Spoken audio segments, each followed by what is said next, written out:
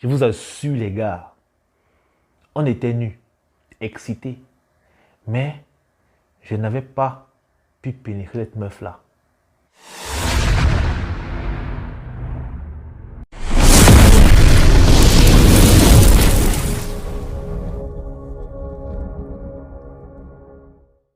Bonsoir frérot, j'espère que tu vas bien. Moi ça va un peu.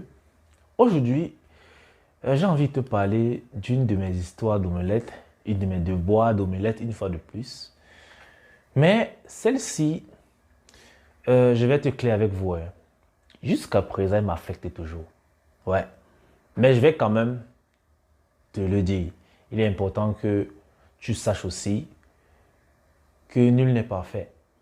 Parce que j'ai l'impression que lorsque vous me voyez derrière la caméra, vous pensez que je suis l'exemple à suivre, je suis le gars parfait, qui n'a pas de faille, qui n'a pas de ceci, qui n'a pas de cela, je suis le gars viril par excellence.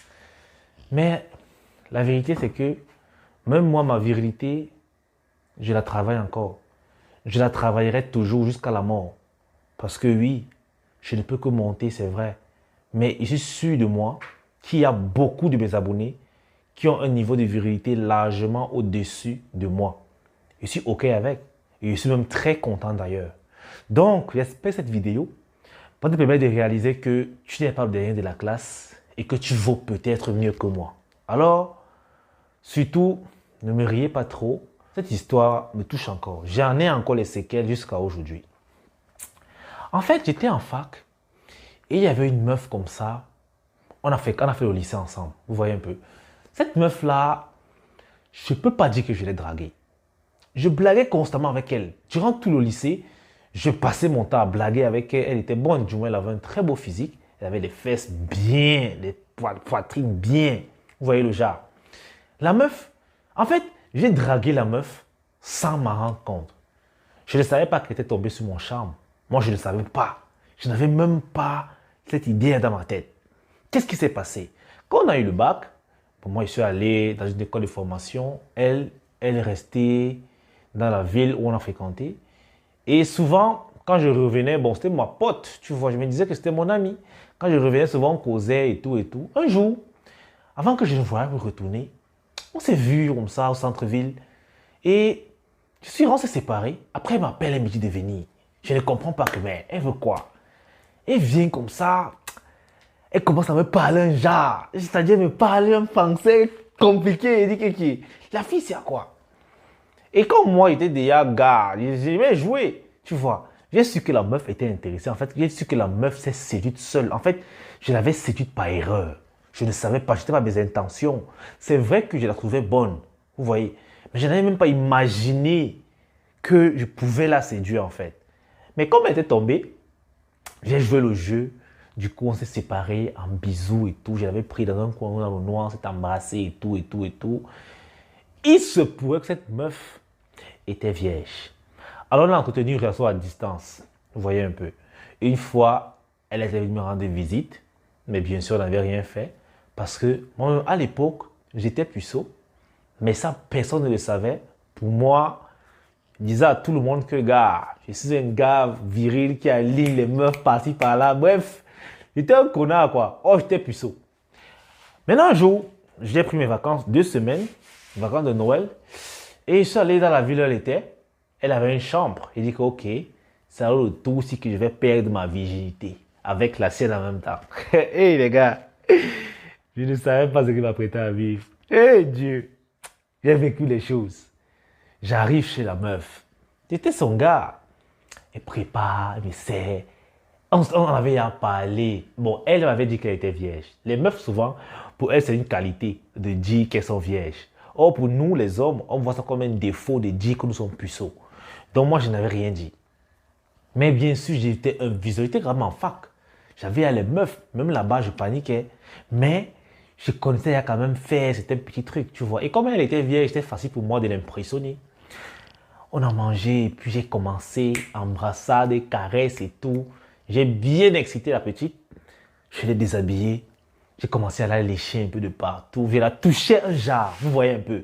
Je n'étais pas un pro, Mais puisqu'elle était novice, on n'avait jamais touché comme ça. Du coup, elle me voyait comme un dieu. Et moi, j'étais content.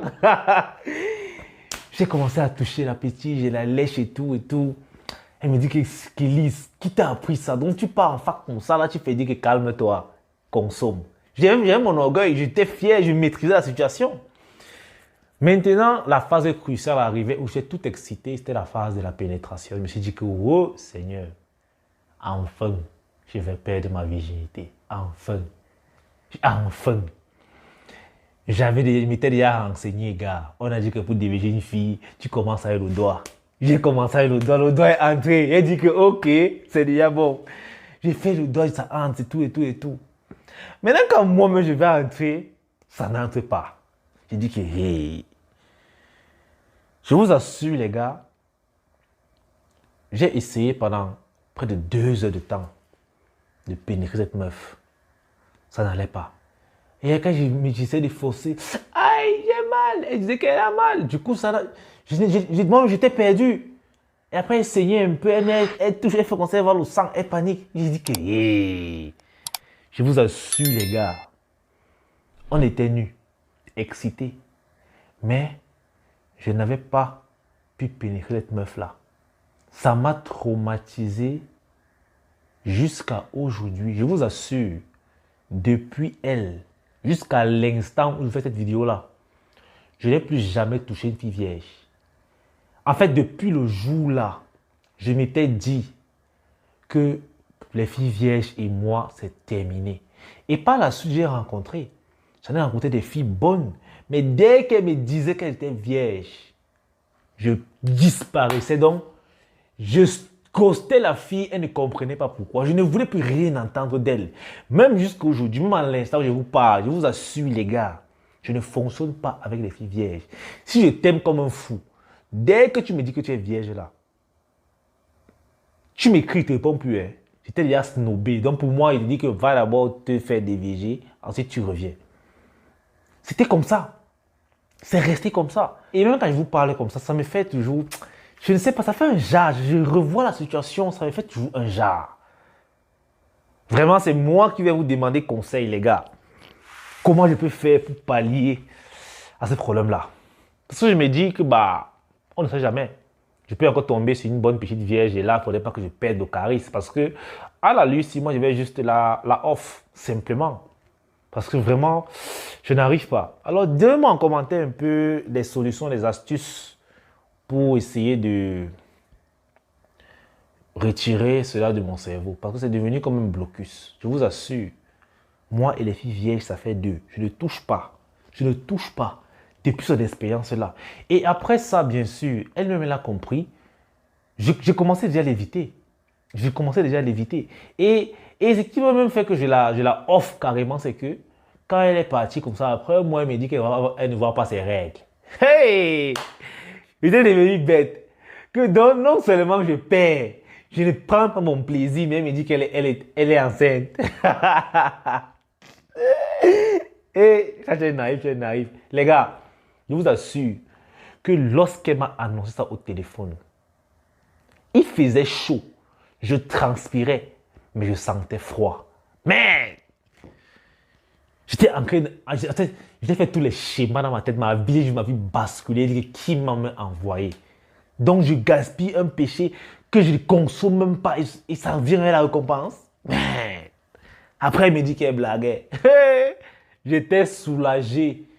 Mais en même temps, elle dit que comme tu blaguais là, non, c'est fini. Donc, du lendemain même, quand elle m'écrivait, je ne répondais plus.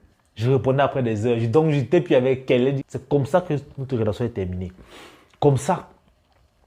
Mais, vraiment, dites-moi en commentaire comment est-ce que je peux faire pour me séparer de ce blocus-là. Parce que c'est un blocus pour moi, hein, je vous assure.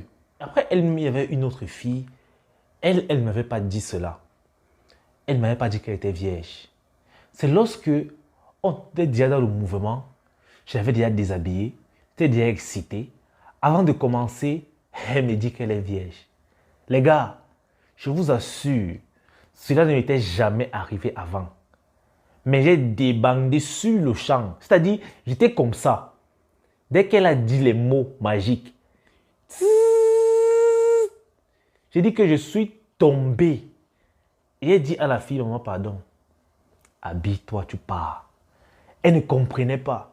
Que, oh, Kélis, qu'est-ce qu'il y a? Et je l'avais frustrée. Cette fille me déteste aujourd'hui. Parce que je vous assure, ça fait quand même bizarre qu'une femme se met nue pour s'offrir à toi et toi, tu lui dis de t'habiller pas.